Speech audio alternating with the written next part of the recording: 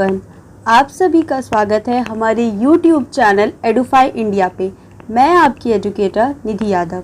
आप हमारे चैनल को सब्सक्राइब कीजिए और आपको हमारी तरफ से दिया जाएगा Amazon गिफ्ट वाउचर। उसके अलावा लेक्चर को ध्यान से देखिए और लेक्चर के लास्ट में मैं आपसे एक क्वेश्चन पूछूंगी और उस क्वेश्चन का सही जवाब देने वाले 2 लकी विनर्स को दिया जाएगा पेटीएम कैश। तो अब हम लेक्चर की शुरुआत करते हैं। उससे पहले मैंने आप लोग के लिए एक मोटिवेशनल थॉट रखा है, आइए उसे देखते हैं।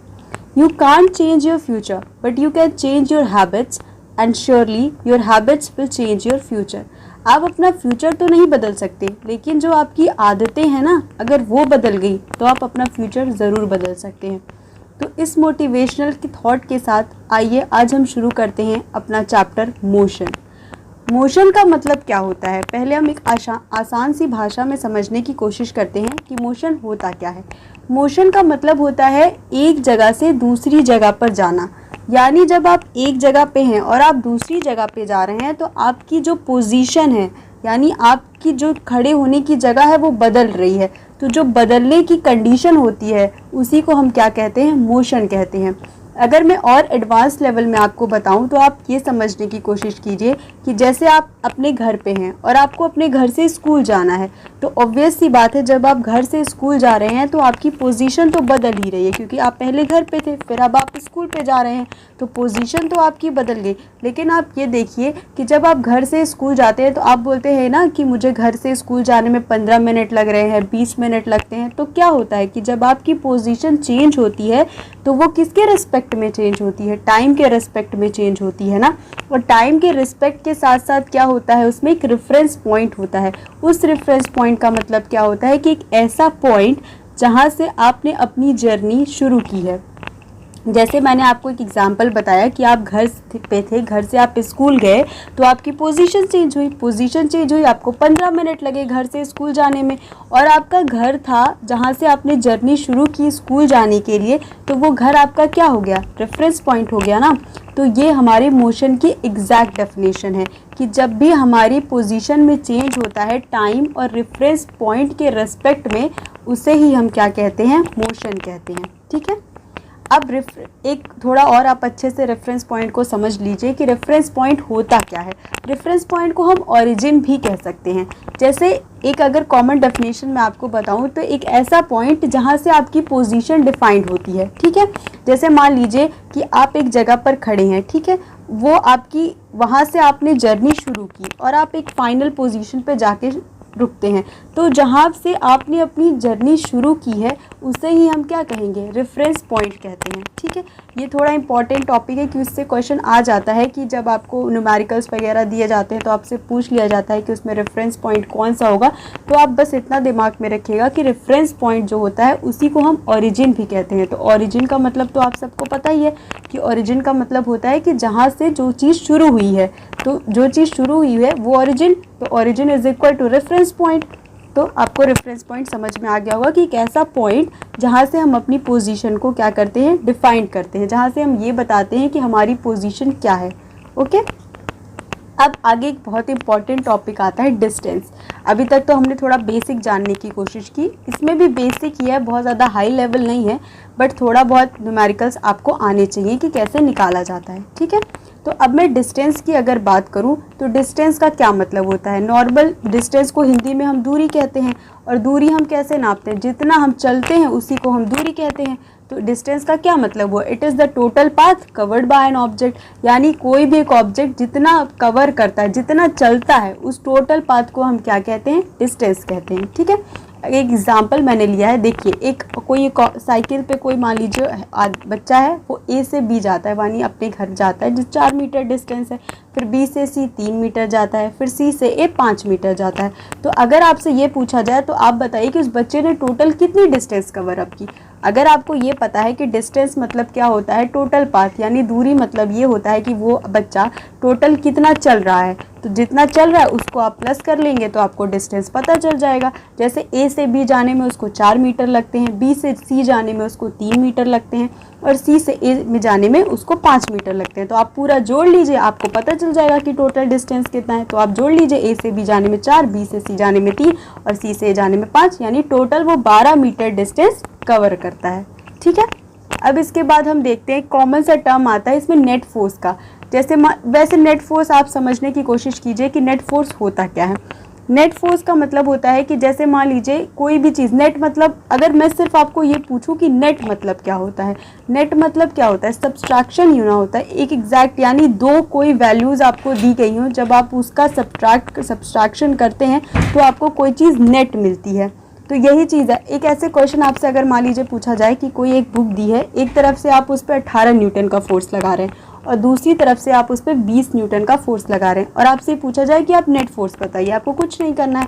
आप जानते हैं एक तरफ से 20 न्यूटन का फोर्स लग रहा है, एक तरफ से 18 न्यूटन का फोर्स लग रहा है। जब हम दोनों को माइनस कर देंगे तो हमको 2 न्यूटन का फोर्स लग जाएगा।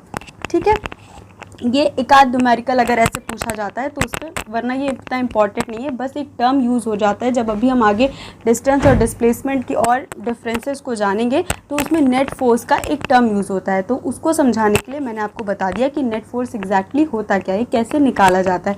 तो नेट फोर्स जो होता है उसका मेनली मतलब होता है सब्सट्रैक्शन का। यानी मान लीजिए कोई किताब है, जैसे मैंने बताया आपको कोई एक किताब है, एक तरफ से आपको 18 न्यूटन का फोर्स लगता है, एक तरफ से आपको 20 न्यूटन का फोर्स लगता है। तो जब दोनों फोर्स एक ही डायरेक्शन में लग रहे हैं तो क्या होगा, सब नेट निकालना है। नेट निकालने के मतलब आप सब्सट्रैक्ट कर दीजिए, 20 में से 18 जाएगा तो कितने न्यूटन का नेट फोर्स हमको लगेगा, वो है 2 न्यूटन का।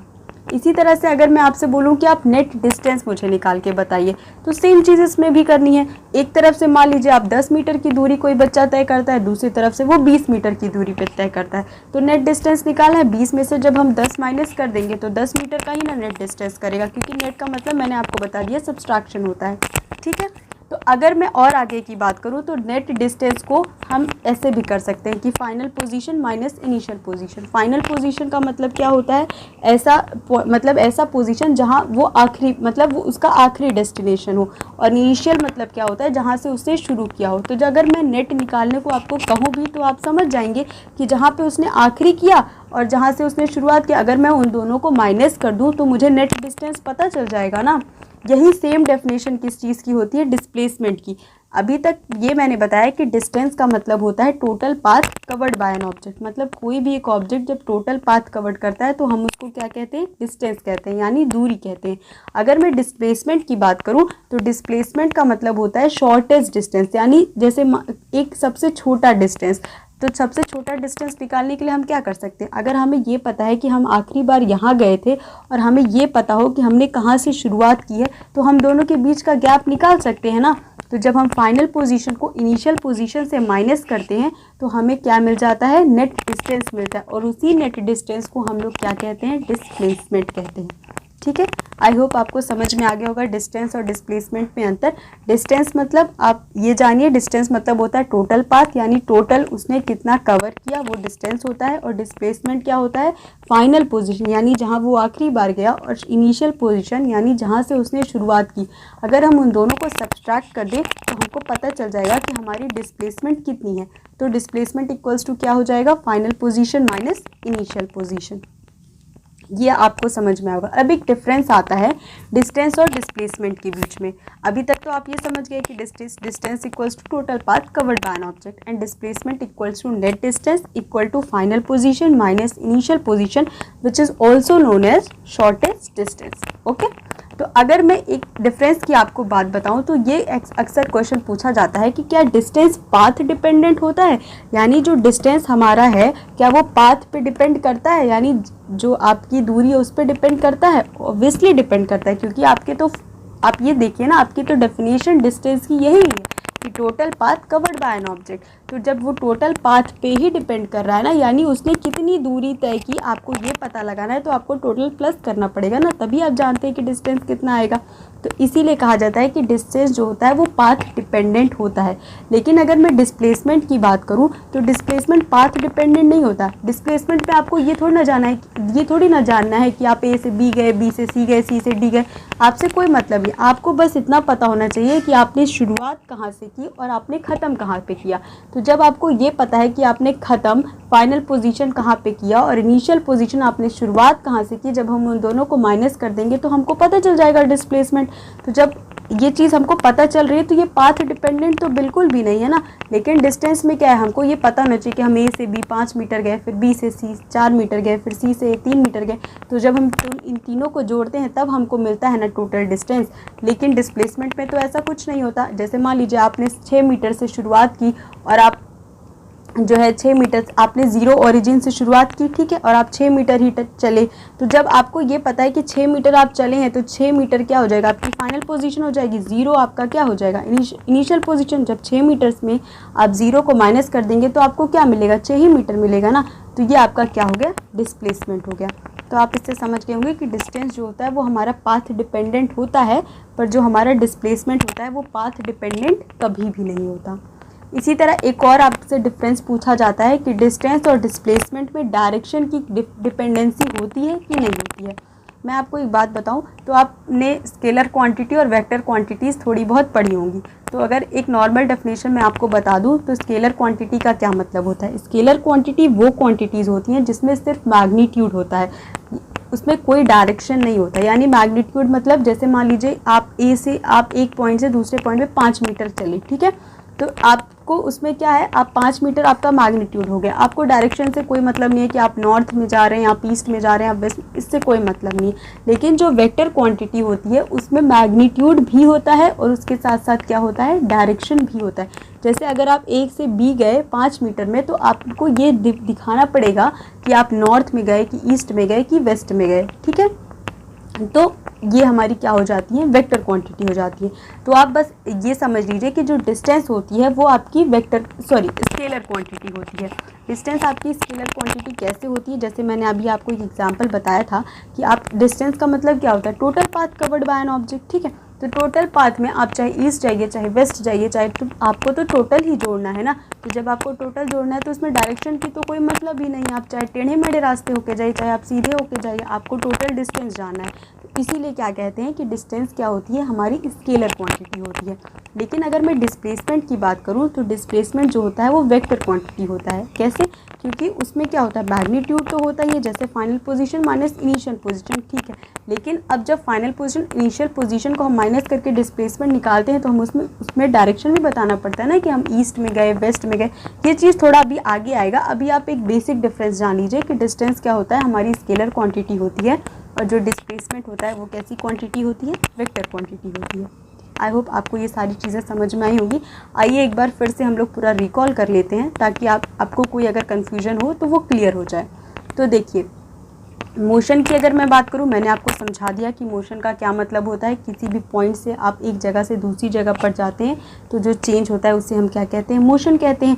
और मोशन में अगर और अच्छे से आप जानने की कोशिश करिए तो मोशन में जब पोजीशन चेंज होती है तो किसके साथ में रिस्पेक्ट में होती है, टाइम के साथ और रेफरेंस पॉइंट के साथ, ठीक है। और अगर आपसे ये पूछा जाए कि रेफरेंस पॉइंट किसे कहते हैं तो आप बता सकते हैं कि रेफरेंस पॉइंट एक ऐसा पॉइंट होता है जहाँ से हमारी पोजीशन डिफाइंड होती है, यानी वो ओरिजिन होता है, जहाँ से हम शुरुआत करते हैं उसे हम क्या कहते हैं, रेफरेंस पॉइंट कहते हैं। उसके बाद आता है डिस्टेंस।